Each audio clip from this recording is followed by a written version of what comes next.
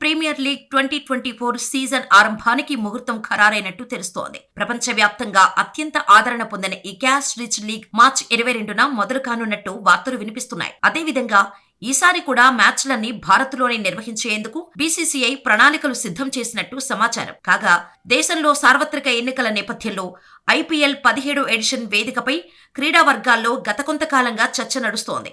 2009 మాదిరి మ్యాచ్లన్నిటినీ విదేశంలో నిర్వహిస్తారా, లేదంటే 2014 మాదిరి మొదటి సగం మ్యాచ్లను బయట పూర్తి చేసి స్వదేశంలో లాంఛనంగా పూర్తి చేస్తారా అన్న సందిగ్ధం నెలకొంది. ఈ విషయంపై బీసీసీఐ అధికారి ఒకరు స్పందించారు. దేశంలో సార్వత్రిక ఎన్నికల నేపథ్యంలో ఐపీఎల్ టోర్నమెంటు వేదికను విదేశాలకు తరలిస్తారన్న సందేహాలే వద్దు. ఈసారి అలాంటిదేమీ ఉండదు. ఎలక్షన్ కారణాలు చూపుతూ ఏదైనా రాష్ట్రం మ్యాచ్ నిర్వహించలేమని చెబితే సదరు మ్యాచ్ వేదికను మరో రాష్ట్రానికి మార్చాలని భావిస్తున్నామని పేర్కొన్నారు. తద్వారా ఐపీఎల్ 2024ను భారత్లోనే నిర్వహిస్తామనే సంకేతాలు ఇచ్చారు.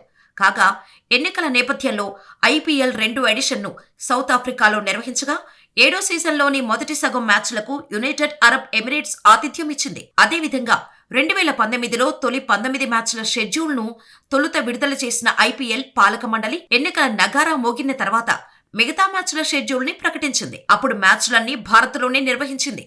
ఇదిలా ఉంటే ఐపీఎల్ 10 ఫ్రాంచైజీలు ఇప్పటికే తమ జట్లను ఖరారు చేసుకున్నాయి. కాగా గత సీజన్లో మహేంద్ర సింగ్ ధోని సారథ్యంలోని చెన్నై సూపర్ కింగ్స్ ఛాంపియన్గా నిలిచిన విషయం తెలిసిందే.